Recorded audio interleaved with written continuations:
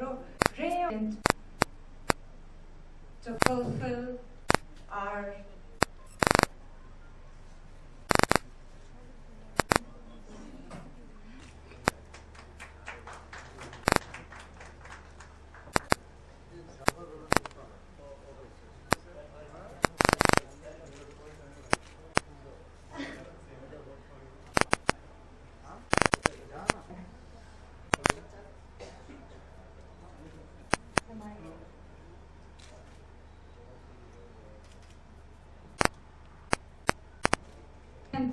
to you, our producer Archana Verma, who has taken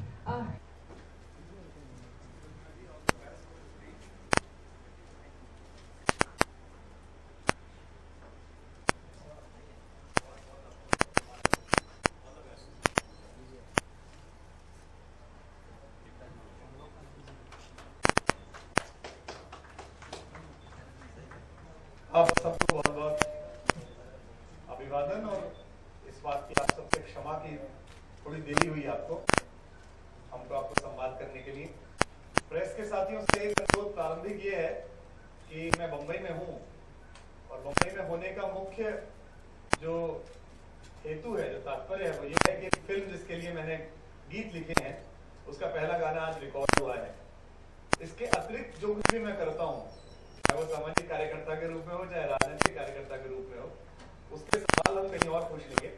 आज इस film पर और एंटरटेनमेंट इंडस्ट्री पर बात की जाए। और इतने सालों से मैं कविता लिख रहा हूँ, इतने सालों से मोबाइल में कविताएं सुन रहे हैं, अमेरिका जाता हूँ, हर साल लंदन जाता हूँ कविताएं सुनाने, इतने सारे लोग सुनते हैं। तो बहुत सारे लोग पूछते थे, फेसबुक पे पूछते थे, सब जगह पूछते थे कि आप फिल्मों में गाने क्यों नहीं लिखते, और बहुत सारे लोग ऐसे प्रस्ताव लेकर भी आते थे। तो दो बातें दिमाग में थी, एक व्यक्तिगत रूप में थी और एक व्यावसायिक रूप में थी। व्यावसायिक रूप में यह थी कि कोई फिल्म ऐसी हो जो ठीक से रिलीज होती हो, जिसमें उसकी पोजीशनिंग ठीक हो, गाना सूट करता हो।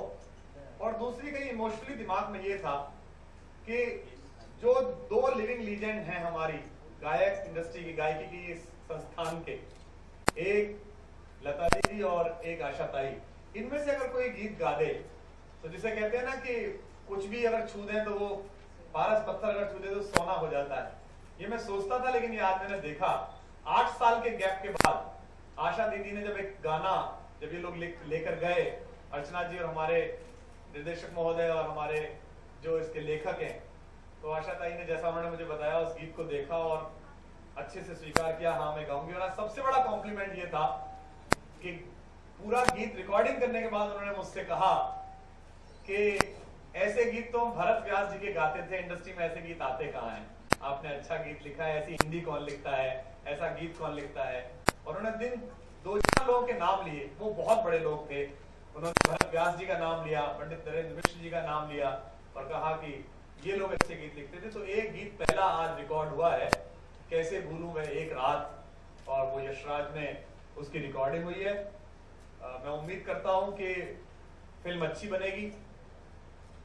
भैरवी की जो कहानी है वो एक महिला सशक्तिकरण पर आधारित है, वुमेन एम्पावरमेंट पर आधारित है। सदियों से इस पुरुष प्रधान समाज ने कभी धर्म के नाम पर, कभी संस्कार के नाम पर, कभी नियमों के नाम पर, कभी सामाजिक मान्यताओं के नाम पर स्त्री के शोषण के अलग अलग तरीके निकाले हैं।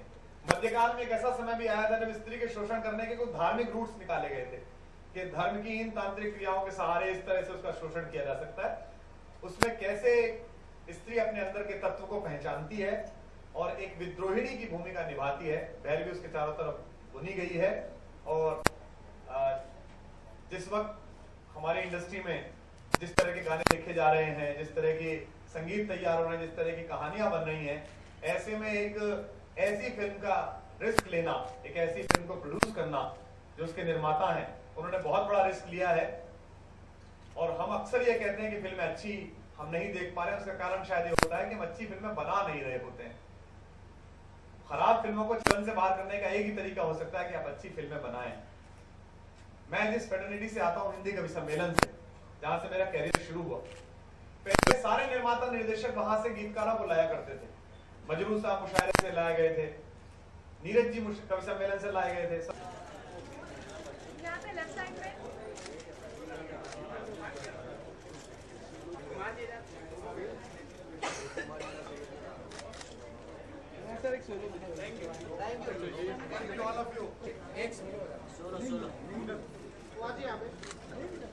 यहाँ पे लेफ्ट साइड में सही है, लेफ्ट साइड सर यहाँ पे कॉर्नर सर यहाँ पे कॉर्नर थैंक यू ब्रदर।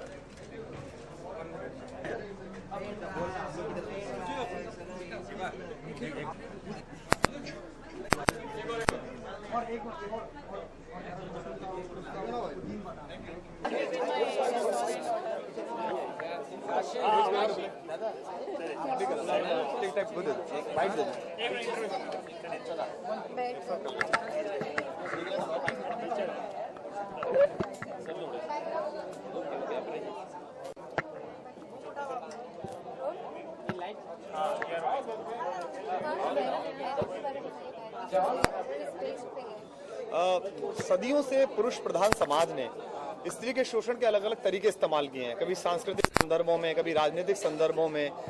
तो भारत के मध्यकालीन इतिहास में ऐसे बहुत सारे प्रसंग देखने को मिलते हैं जहां धार्मिक रीजन से कोई रिलीजियस आड़ लेके, एक्सक्यूज लेके स्त्री का शोषण होता रहा है। तो भैरवी एक ऐसी कहानी है जिसमें तंत्र साधना में जो स्त्रियों का दुरुपयोग होता है, उनकी भावनाओं के साथ जो खिलवाड़ हो जाता है, उनका शारीरिक शोषण होता है, उसके खिलाफ एक विद्रोहिणी की कहानी है कि किस तरह वो जन्म लेती है। और सबसे खूबसूरत बात यह है कि आशा ताई 8 साल बाद किसी हिंदी फिल्म में गाना गा रही हैं और ये मेरा सौभाग्य है कि उन्होंने बड़े कृपापूर्वक मेरी कविता को, जो कवि सम्मेलन में लोकप्रिय कविता थी, जो कई जगह मैं उसे पढ़ चुका था, उसको सुनकर जब प्रोड्यूसर ने और म्यूजिक डायरेक्टर ने उनको अप्रोच किया तो उन्होंने कहा मैं ये गाना पसंद करूंगी और आज उन्होंने गाना गाया।